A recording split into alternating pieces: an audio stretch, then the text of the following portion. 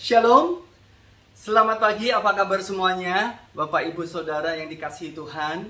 Saya percaya kita semua baik-baik saja walaupun masih di tengah pandemi, di tengah tantangan, di tengah banyak hal yang kita harus lewati bersama. Di dalam Tuhan, segala sesuatu mendatangkan kebaikan. Oleh sebab itu, kita sebagai orang percaya, kita akan terus tetap bisa mengucap syukur, berterima kasih, dan hidup di dalam damai sejahtera, sukacita, bersama keluarga, dan bersama seluruh jemaat Tuhan. Hari ini kita akan kembali mendengarkan bagian dari firman Tuhan, belajar mengenai karakter, mengenai perilaku yang diperlukan di dalam hidup kita sebagai jemaat Tuhan, bahkan sebagai juga profesional dan juga di dalam kehidupan kita terutama bergereja. Ya, nah, berapa minggu yang lalu saya sudah menyampaikan 2 karakter Kristus yang perlu kita teladani, yaitu lemah lembut dan rendah hati. Apalagi aplikasi yang lain supaya kita punya perilaku yang mendukung kesepakatan, kesehatian, ya, kesatuan yang terus kita bangun di gereja kita, supaya kita mempunyai pondasi yang kokoh di dalam pelayanan ke depan dan bisa menggenapi seluruh destiny yang Tuhan sudah siapkan. Saya percaya sebelum dunia dijadikan untuk hidup kita, untuk pelayanan dan gereja kita juga. Dan mari kita bersemangat karena destiny dan rancangan Tuhan buat kita adalah luar biasa dan baik, ya. Mari kita baca dari Matius pasalnya yang ke-25, ayatnya yang ke-14, ya. Dikatakan demikian, sebab hal kerajaan sorga sama seperti seorang yang mau bepergian ke luar negeri, yang memanggil hamba-hambanya dan mempercayakan hartanya kepada mereka. Yang seorang diberikannya 5 talenta, yang seorang lagi 2, dan yang seorang lain lagi 1. Masing-masing menurut kesanggupannya, lalu ia berangkat. Ayat berikutnya, segera pergilah hamba yang menerima 5 talenta itu. Ia menjalankan uang itu lalu beroleh laba 5 talenta. Hamba yang menerima 2 talenta itu pun berbuat demikian juga dan berlaba 2 talenta. Tetapi hamba yang menerima 1 talenta itu pergi dan menggali lubang di dalam tanah lalu menyembunyikan uang tuannya. Ayat yang berikutnya, lama sesudah itu pulanglah tuan hamba-hamba ini, lalu mengadakan perhitungan dengan mereka. Hamba yang menerima 5 talenta itu datang dan ia membawa 5 talenta. Katanya, Tuan, 5 talenta Tuhan percayakan kepadaku, lihat, aku telah beroleh laba 5 talenta. Luar biasa. Maka kata tuannya itu kepadanya, baik sekali perbuatanmu itu, hai hambaku yang baik dan setia. Ya, engkau telah setia dalam perkara kecil, aku akan memberikan kepadamu tanggung jawab dalam perkara besar. Dan masuklah, turutlah dalam kebahagiaan Tuanmu. Ini luar biasa. Ayat ke-22, lalu datanglah hamba yang menerima 2 talenta itu. Katanya, Tuan, 2 talenta Tuan percayakan kepadaku, lihat, aku telah beroleh laba 2 talenta juga. Maka kata tuannya itu kepadanya, baik sekali perbuatanmu itu, hai hambaku yang baik dan setia. Engkau telah setia memikul tanggung jawab dalam perkara kecil, aku akan memberikan kepadamu tanggung jawab dalam perkara yang besar. Masuklah, turutlah dalam kebahagiaan Tuanmu. Ayat yang ke-24, kini datanglah hamba yang menerima 1 talenta itu dan berkata, Tuan, aku tahu bahwa Tuan adalah manusia yang kejam, yang menuai di tempat di mana Tuan tidak menabur, dan yang memungut dari tempat di mana Tuan tidak menanam. Karena itu aku takut dan pergi menyembunyikan talenta Tuan itu di dalam tanah. Terimalah kepunyaan Tuan. Maka jawab tuannya itu, hai kamu hamba yang jahat dan malas. Jadi kamu sudah tahu bahwa aku menuai di tempat di mana aku tidak menabur dan memungut dari tempat di mana aku tidak menanam. Karena itu sudahlah seharusnya uangku itu kau berikan kepada orang yang menjalankan uang, supaya sekembaliku aku menerimanya serta dengan bunganya. Sebab itu ambillah talenta itu daripadanya dan berikanlah kepada orang yang mempunyai 10 talenta itu.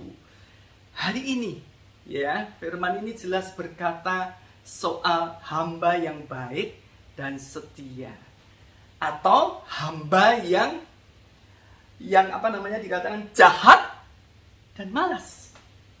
Nah, ini perlu kita renungkan. Ada 2 karakter dari hamba-hamba ini. Sebelum kita merenungkan apa makna setia di dalam Tuhan.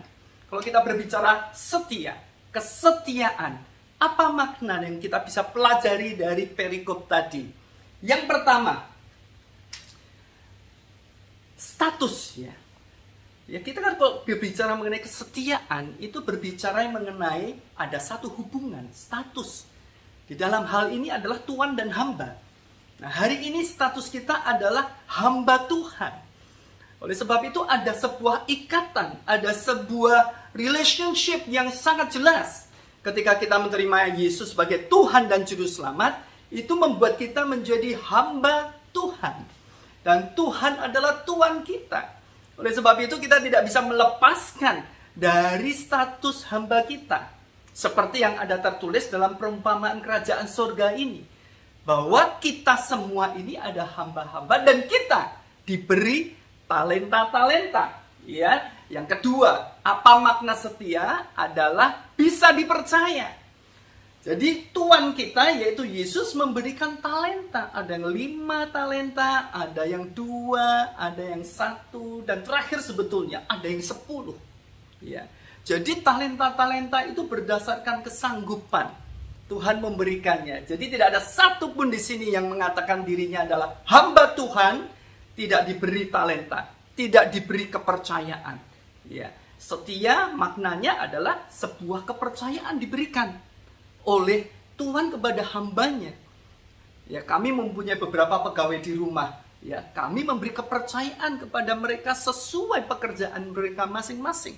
Ada yang harus memastikan kebun itu rapi. Ada yang harus memastikan rumah itu bersih. Ada yang harus memastikan ada makanan pada saatnya.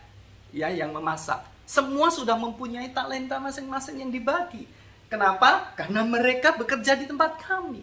Bisa disebut kami tuan dan mereka hamba kita. Ada kepercayaan yang kita berikan kepada hamba ini. Demikian juga Tuhan kepada kita. Tuhan memberi kepercayaan kepada saya dan kepada Bapak Ibu semuanya. Dengan segala talenta yang Tuhan sudah siapkan di dalam hidup kita. Yang ketiga apa? Makna setia. Ya, makna setia yang ketiga adalah taat perintah. Nah, hamba itu sebagai status, ya. Yang kedua, kita harus bisa dipercaya karena kita dititipkan talenta. Yang ketiga tentu saja setia berbicara taat perintah. Setia berbicara melakukan apa yang Tuhan itu mau. Ya. Nah, ini mari kita lihat di dalam perikop tadi. Ya, kita bisa melihat bahwa 2 hamba taat. Dia dititipkan talenta 5 dan menghasilkan 5. Dititipkan talenta 2 dan menghasilkan 2. Tapi ada 1 yang tidak taat. Dititipkan talenta 1, padahal dia tahu banget bahwa tuannya itu sangat-sangat mau bunga gitu ya. Kalau aku titip ke kamu harus ada hasilnya loh. Bahkan aku tidak menabur pun aku pengen menuai. Demikian itu sifat tuannya. Dan dia tahu persis. Tapi dia tetap tidak melakukan bagiannya dan malah membiarkan talenta itu tidak berproduksi. Artinya dia tidak taat akan perintah. Ketika kita diberi kepercayaan, artinya kepercayaan itu untuk melakukan sesuatu. Ketika saya memberi kepercayaan kepada pegawai kami di rumah untuk membersihkan kebun, artinya dia harus melakukannya setiap hari. Bukan hanya menerima dan kemudian tidak membersihkan kebun. Nah, oleh sebab itu hari ini kita belajar. Itulah arti setia. Bahwa kita ini punya status loh. Ya. Ketika saudara dan saya terima Tuhan Yesus, kita ini punya status yaitu hambanya. Dia itu Lord, Tuhan kita. Ya. Dan dia menitipkan begitu banyak talenta dalam hidup kita. Saya percaya semua kita punya. Dia mempercayakannya itu. Dan tentu saja dia mengharapkan kita melakukan apa yang sudah dipercayakan kepada kita. Itulah yang disebut setia. Makna daripada setia. Nah, bagaimana dengan Bapak Ibu Saudara hari ini? Apakah kita sudah menggenapi 3 hal itu? Karena kalau sudah, berarti Bapak dan Ibu dan juga saya akan disebut hamba yang baik dan setia. Tapi hari ini mungkin secara status otomatis kita hamba Tuhan. Secara talenta kita pasti diberikan. Karena Allah memberikan itu kepada kita semuanya. Pertanyaannya yang nomor 3. Apakah kita memultiplikasikan talenta itu? Mungkin di antara kita ada yang benar-benar dapat 5 talenta baru, dapat 2 talenta baru. Tapi apakah masih ada di antara kita yang tidak menjadikan multiplikasi dari apapun yang Tuhan sudah sediakan? Nah, ini adalah satu pertanyaan yang perlu kita renungkan dengan serius. Karena kalau tidak demikian, maka mungkin kita bukan kategori orang yang sudah setia. Ya, kita bukan kategori orang yang sudah taat perintah terhadap apa yang Tuhan berikan. Nah, ini yang harus kita jaga semuanya. Nah, apa ciri-ciri atau tanda-tanda bahwa kita ini sudah setia? Ya, mungkin secara gambaran umum kita hari ini memeriksa diri kita masing-masing. Dan tentunya itu juga kita mungkin bisa tahu apakah aku ini orang yang setia, yang dipandang Tuhan, yang menjalankan satu talenta yang Tuhan siapkan kepada saya, atau tidak. Tapi mari kita melihat orang yang setia juga pasti ada ciri-ciri seperti ini. Yang pertama, orang yang setia itu juga teruji oleh waktu yang pertama. Ya, jadi kesetiaan itu juga ada urusannya dengan waktu. Ya. Memang kadang-kadang kita excited dengan sesuatu ya. Wah, kita melakukan secara luar biasa. Tetapi ketika ada hal-hal yang kita tidak inginkan, kemudian kita berhenti. Ya. Nah, setia itu ada ujian waktu. Nah, Bapak, Ibu, Saudara semua, coba apakah di dalam rentang waktu selama ini, sejak kita menerima Tuhan Yesus, dan selama ini ke depannya, apakah kita ada di dalam menjalankan talenta itu? Saya mau ambil ya, kalau kita bicara ujian waktu, Nabi Nuh, saya mau ambil ya. Nabi Nuh itu kira-kira ya, membangun bahteranya itu 80-100 tahun. Dia berumur 100 tahun pada saat air bah datang. Dan dia dipanggil Tuhan untuk membuatnya kira-kira di umur 500. Pada saat dia mulai punya anak. Saya percaya dia ketika membangun bahtera ini, mendesain dan lain sebagainya, dan mulai untuk mungkin memotong kayu, itu pada saat anak-anaknya beranjak dewasa. Ya. Nah, jadi 80 tahun dan 100 tahun itu nggak mudah. Ya. Sebuah ujian waktu yang luar biasa teruji, yang akan dikatakan di dalam firman Tuhan bahwa Nuh itu, dikatakan demikian, bahwa Nuh itu dilihat Tuhan, dikaruniai Tuhan, kasih karunia. Ya, dilihat Tuhan itu orang benar. Jadi selama 100 tahun dia membangun bahteranya, dan dia tidak ditolong oleh orang di luar keluarga. Ini luar biasa, karena dia orang yang paling berbeda saat itu. Nah, jadi yang pertama adalah kesetiaan kita. Ada ciri-cirinya. Mari kita lihat di dalam hidup kita, apakah melalui ujian waktu itu kita masih terus menjalankan talenta yang Tuhan berikan. Karena dengan demikian kita akan disebut hamba yang baik dan setia. Yang kedua, ciri-cirinya apa? Yaitu teruji oleh aniaya. Tadi yang pertama teruji oleh waktu, teruji oleh aniaya, kesukaran, kekecewaan. Ini sama saya ambil dari Nuh ya. Dikatakan demikian, inilah riwayat Nuh ya, dari Kejadian 6 ayat 8 dan 9. Nuh adalah seorang yang benar, tidak bercela di antara orang-orang sezamannya, dan Nuh itu hidup bergaul dengan Allah. Ya. Saya tambahkan lagi di Kejadian 7 ayat 1 dikatakan demikian. Lalu berfirmanlah Tuhan kepada Nuh, masuklah ke dalam bahtera itu, engkau dan seisi rumahmu, sebab engkaulah yang kulihat benar di hadapanku di antara orang zaman ini. Kalau Bapak Ibu baca di Kejadian 6 dari awal, dikatakan di zaman Nuh itu, ya, kejahatan luar biasa. kejahatan daging, ya. Dikatakan bahwa perempuan-perempuan cantik sehingga laki-laki dengan suka-suka mengambil setiap perempuan untuk menjadi istrinya. Dikatakan kejahatan daging dan semakin jahat dan semakin rusak. Artinya apa? Hanya Nuh dan keluarganya yang benar di hadapan Tuhan. Nah, itu adalah aniaya. Dan 100 tahun, 80 tahun sampai 100 tahun aniaya itu dihadapi. Maksudnya demikian. Nuh harus melakukan sesuatu yang sesuai kehendak Tuhan di tengah-tengah lingkungan yang begitu jahat, yang artinya tidak mengerti Tuhan dan tidak mau taat Tuhan, sehingga dia pasti dianiaya. Dia pasti mengalami cemooh, mengalami segala bullying gitu ya. Ngapain lu gitu ya, bikin batra ya, di atas gunung lagi bikin baterainya gitu. Tidak logis. Nah, tentu saja banyak orang yang mendiscourage ya. Ngapain mendengar kata Tuhan? Apa yang terjadi setelah sekian lama? Tidak terjadi apa-apa. Kamu harus bersusah payah membangun bahtera ini. Nah, sering kita hari-hari ini mengalami itu. Ada ujian aniaya. Mungkin kita tidak didukung oleh orang-orang yang dekat kita di dalam melayani Tuhan. Atau bahkan kita mengalami tekanan-tekanan dari sesama pelayan Tuhan. Kadang-kadang demikian ya di dalam pelayanan ya. Di dalam kita bekerja untuk Tuhan, kita mendapat tekanan oleh pekerja-pekerja yang lain. Kita mendapat aniaya jelas oleh orang-orang yang belum percaya. Mereka menghentikan ibadah, mereka memberikan ancaman intimidasi, dan mereka tidak berhenti untuk terus memberikan teror supaya kita berhenti, kita takut, kita khawatir. Nah, ini adalah ujian kesetiaan. Apa aniaya yang sedang saudara dan Bapak Ibu semua alami? Pandemi, ya, sakit penyakit membuat kita khawatir dan takut.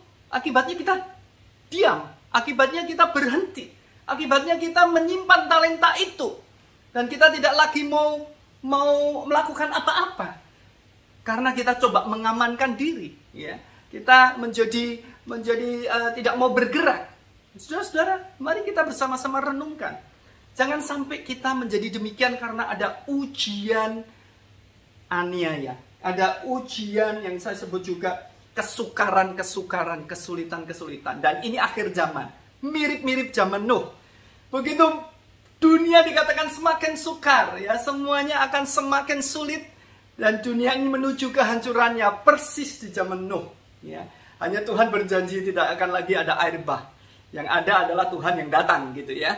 Tuhan sendiri datang dan dunia ini selesai. Tapi apa yang kita sedang alami itu sama dengan yang waktu itu Nuh alami. Hanya Nuh cuma satu keluarga, sementara kita punya tubuh Kristus yang luar biasa. Apakah kita menjadi ciut? Kita menjadi surrender? Kita menyerah? Kita berhenti? Karena sedang ada pandemi? Karena sedang ada hal-hal yang tidak kondusif?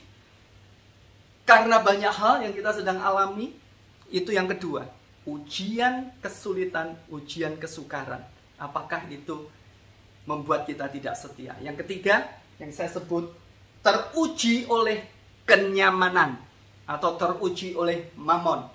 Ya, saya melihat juga banyak orang Kristen ya, kalau sudah nyaman berhenti juga, tidak melakukan talentanya lagi, ya. Atau orang yang terlalu sibuk dengan mengejar mamon. Orang yang terlalu sibuk dengan memikirkan apapun yang hari ini dunia sedang menuju ke situ, yaitu cinta uang itu. Ya, saya tidak menghakimi siapa-siapa ya, jangan ada yang tertuduh. Tapi ini adalah bagian yang kita harus jaga, termasuk saya kalau berbicara hal ini. Ya, jangan sampai rasa nyaman itu membuat kita merasa tidak lagi perlu melakukan pekerjaan-pekerjaan Tuhan. Tidak lagi perlu mengaplikasikan talenta kita. Tidak lagi perlu memikirkan jiwa-jiwa. Keluar sulit lah, males lah gitu ya. Enjoy aja di rumah. Ya, apalagi hari-hari ini ya, di rumah benar-benar bisa enjoy. Kita bisa menikmati apapun melalui online, melalui semua aplikasi yang teknologi. Kita tidak hampir bisa mengurangi kebosanan kita. Nyaman itu juga menjadi bagian membuat kita bisa-bisa dipandang tidak setia. Ya. Jadi hari ini ada 3 ciri itu.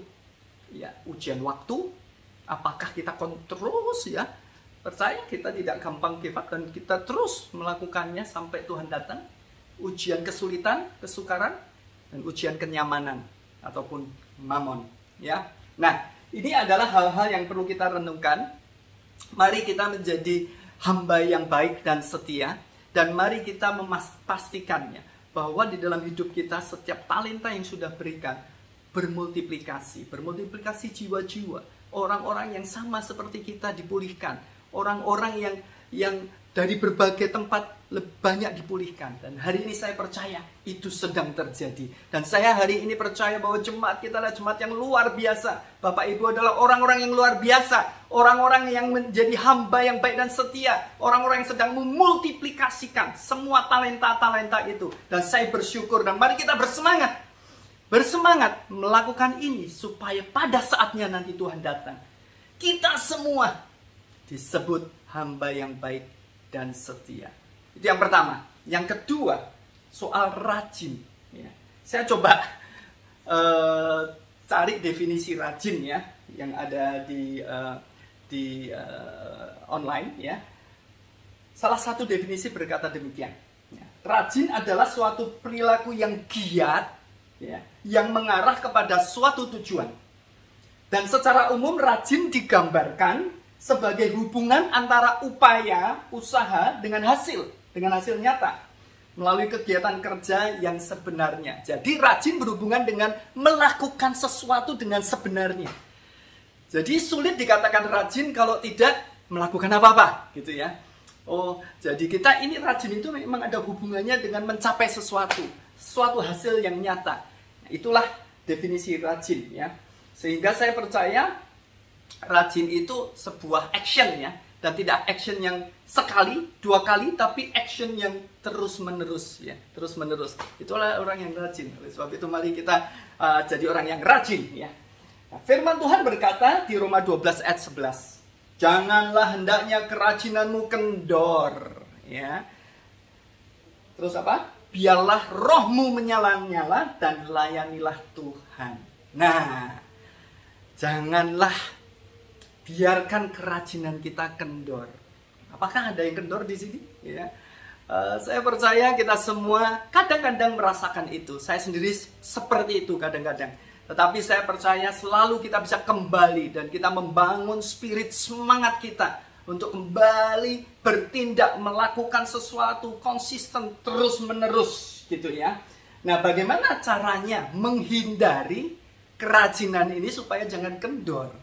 Nah, firman tadi jelas menjelaskan gitu ya, menjaga roh yang menyala-nyala. Nah, oleh sebab itu roh kita ini harus menyala-nyala. Bagaimana roh kita menyala-nyala supaya roh kita tidak menjadi padam karena tekanan-tekanan yang ada dalam hidup kita. Bagaimana? Satu-satunya connect dengan Roh Kudus. Roh berbicara dengan roh kita. Dan Roh Kudus itu diperlihatkan seperti lidah api pada waktu turun kepada rasul-rasul. Diperlihatkan seperti lidah api. Lidah api itu menyala terus. Dan dikatakan di Kisah 1 ayat 8 itu bahwa Yesus berkata, tunggu, aku akan memberi kamu kuasa. Artinya Roh Kudus itu adalah kuasa. Jadi Roh Kudus, roh kita kalau berkonek dengan Roh Kudus itu akan ada kuasa untuk menyala-nyala, bangkit, ya, tidak kendor, ya, menghadapi apa saja kita selalu bisa kembali dan bersemangat. Bukannya pelan-pelan padam, ya, terus mulai menyimpan talentanya, satu itu disimpan ya bertahun-tahun, tidak lagi bermultiplikasi. Tetapi sebaliknya ketika mengalami itu, ada roh Allah yang kembali menyambar roh kita, dan roh kita menyala-nyala lagi, dan kita melakukan dan melayani Tuhan kembali dengan semangat. Nah, itu ya. Yang kedua, bagaimana supaya kerajinan tidak kendor? Komitmen. Firman Tuhan katakan layani Tuhan. Komitmen itu akuntabilitas ya. Jadi oleh sebab itu ketika kita punya accountability, kita punya responsibility gitu ya. Belajar komit walaupun kita sedang nggak mood, walaupun kita sedang sedang lelah, Tetapi aku sudah pernah mulutku berkata komit untuk melakukan sesuatu. Saya akan terus melakukannya karena itu adalah yang benar di hadapan Tuhan. Tuhan itu memegang sumpah. Ya, kalau kita berkata komit, kita berkata iya, artinya itu sebuah sumpah. Jangan gampang-gampang ya kita mengingkari apa yang kita sudah omongin. Saya sering di dalam hidup saya ngalamin seperti itu. Moodnya turun, tapi sudah kandung komit. Tapi pada saatnya saya kelelahan. Ya, biasanya saya lakukan. Apa yang saya lakukan? Saya minta maaf kepada orang yang komit. Tapi saya pernah mendapati orangnya tidak bisa Darmadi. Karena kamu sudah komit, kamu harus tetap melakukan. Ya sudah, kalau itu kita harus lakukan. Dan lakukan karena ada kebenaran firman. Yaitu mengenai janji. Ya. Pegang pada janji walaupun rugi, kata firman Tuhan. Ya. Pegang pada janjimu walaupun rugi. Nah, jadi walaupun kita udah kadung janji tapi kok hari ini gimana-gimana ya. Ya kita harus boleh kalaupun kita sama sekali tidak bisa menggenapi janji itu, minta maaf. Minta diampuni. Bahwa janji itu boleh kami cabut atau tidak. Kalau kepada siapa orang itu kita berjanji dan orang tersebut memaafkan kita, mengampuni kita, ya sudah kita lepas dari janji itu. Tetapi kalau tidak, kita terus pegang janji. Dan saya percaya ada kasih karunia Tuhan yang menolong kita. Dan saya sudah mengalami beberapa kali kasih karunia Tuhan menolong sehingga saya tetap bisa menggenapi janji. Dan janjinya boleh terrealisasi dan tidak menjadi batu sandungan bagi orang. Nah ini saya percaya supaya kita bisa rajin ya, kita harus punya roh yang menyala-nyala. Dan jangan pernah lepas dari Roh Kudus. Minta setiap pagi, Allah Roh Kudus, kuasai rohku, kuasai hidupku, supaya aku terus dibakar oleh lidah apimu, dibakar oleh kuasamu, sehingga aku mampu bangkit, aku mampu mengatasi segala tekanan yang ada, dan aku tetap bisa melakukan bagianku untuk melakukan segala perintah-perintahmu. Saudara-saudara, luar biasa. Ya, ini dua hal yang saya bisa katakan selain lemah lembut dan rendah hati adalah juga bagian penting di dalam kehidupan kita sebagai orang percaya, yaitu setia dan rajin. Semua pegang ini menjadi orang setia dan rajin. Dan ada upahnya. Ada upahnya. Apa upah seorang yang setia dan rajin? Ya, dikatakan tadi di ayat di dalam firman di atas, saya ambil salah satunya saja ya, dikatakan di Matius 25 itu di ayatnya yang ke-21, maka kata tuannya itu kepadanya, baik sekali perbuatanmu itu, hai hambaku yang baik dan setia.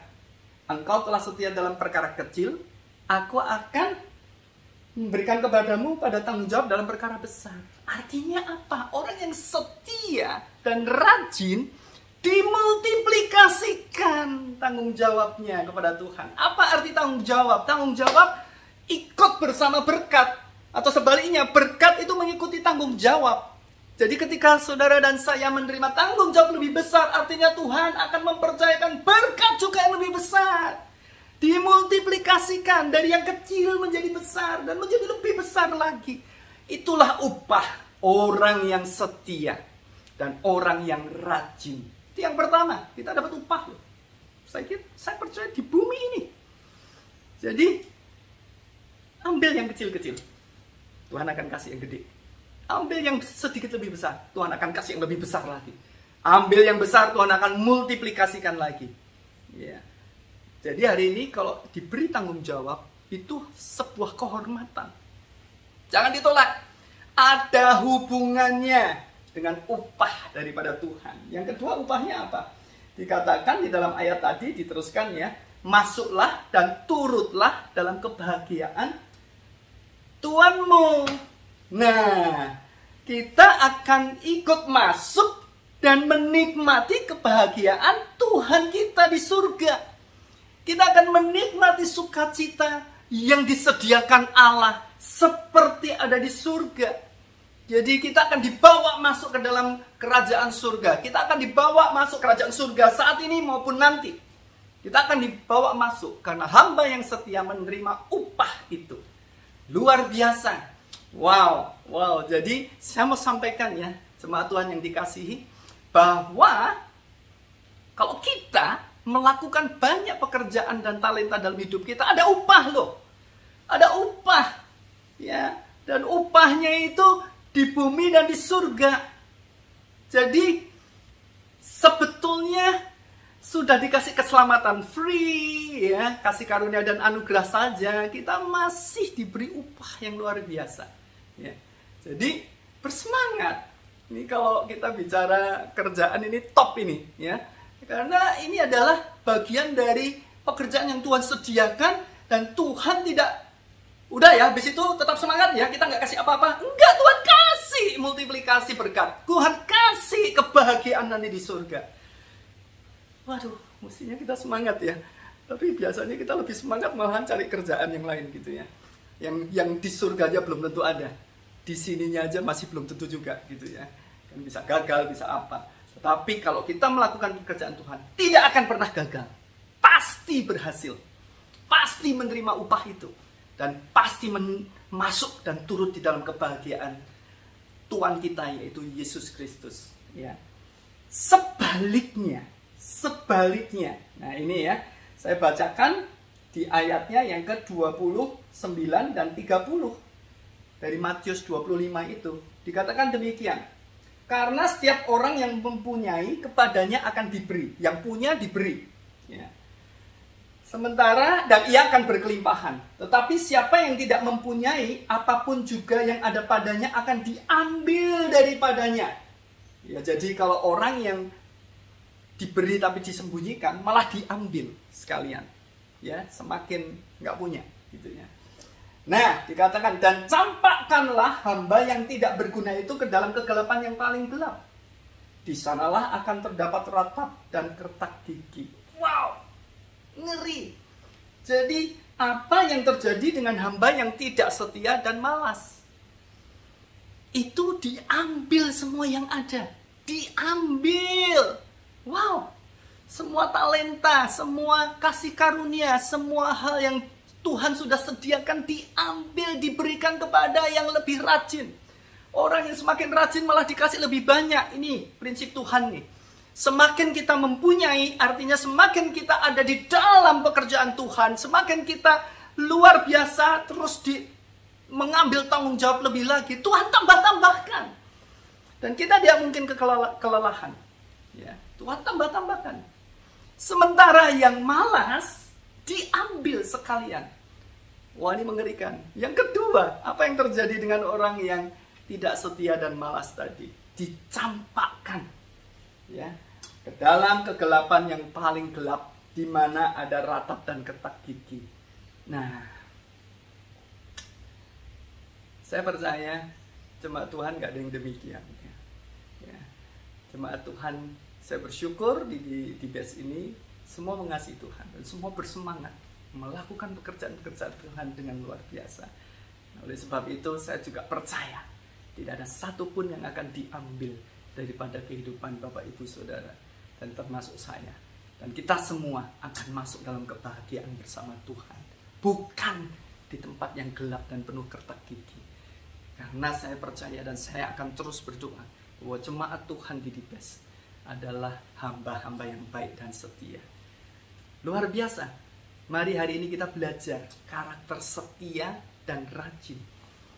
Ya, bagaimana kita bisa tahan terhadap waktu, tahan terhadap ujian, aniaya, tahan juga terhadap kenyamanan. Jangan ketika kita nyaman, seperti kita nggak perlu Tuhan.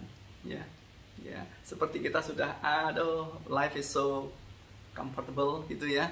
Lupa, jangan sampai nunggu ada pandemi lagi baru kita semua wow ya. Nah, hari ini juga kemarin kita sebagian dari kita sudah mengikuti KKR kesembuhan ilahi. Nah, ini juga satu kesaksian yang saya dengar dari Pak Edi Leo ya, bahwa hari-hari ini begitu banyak orang datang kepada Tuhan, mudah datang minta disembuhkan, minta dipulihkan, mengalami banyak hal yang sulit, pekerjaan hilang, duit mungkin berkurang, dan lain sebagainya, dan terutama sakit penyakit. Kenapa? Ya baru datang ketika ada masalah itu. Oleh sebab itu ini hari musim menuai. Ya, ini kairos Tuhan. Ini waktu Tuhan untuk benar-benar yang menguning itu dituai. Oleh sebab itu mari setiap kita pakai talenta saudara dan saya untuk menuai itu sebagai pekerja di akhir zaman ini, ya. Dan oleh sebab itu kedepannya ya masih ada mungkin 2-3 minggu lagi KKR ini kita berpartisipasi karena kita akan melayani jiwa-jiwa, kita akan memenangkan jiwa, dan kita akan menggunakan semua kasih karunia yang Tuhan ada dalam hidup kita untuk memenangkan jiwa, menolong jiwa, memulihkan mereka, memultiplikasikan jiwa-jiwa untuk kerajaan Allah. Sehingga saya percaya kita semua akan disebut hamba yang baik dan setia, hamba yang rajin, ya. Semangat, semangat. Wah, roh saya ini juga menyala-nyala nih, ya. Oke, saya percaya kita semua ada di dalam kasih Tuhan, dan saya percaya firman ini boleh menjadi berkat buat Bapak Ibu Saudara semua yang ada di rumah masing-masing. Dan kita akan terus bersama-sama dalam kesepakatan, kesatuan, kesehatian, ya, bergerak bersama secara korporat, walaupun kita ada di dalam komsel-komsel yang mungkin jarang ketemu, dan juga organisme yang mulai bergerak ke tempat-tempat, tetap kita ada satu rapi tersusun bersama dan mempunyai spirit yang sama, hidup di dalam karakter-karakter dan perilaku yang sama, ya, lemah lembut, rendah hati, setia dan rajin. Sehingga kita bergerak bersama-sama untuk menggenapi amanat agung dan amanat rasuli. Tuan kita itu, ya, tujuannya adalah jiwa-jiwa dan keserupaan Kristus. Nah, itu kita pakai melalui talenta yang Tuhan sediakan dalam hidup kita. Terima kasih sudah mendengarkan firman Tuhan hari ini. Bapak, Ibu, Saudara, dan seluruh keluarga biarlah terus ada dalam kesehatan, perlindungan, dan proteksi dari Tuhan yang sangat mengasihi kita semua. Tuhan memberkati.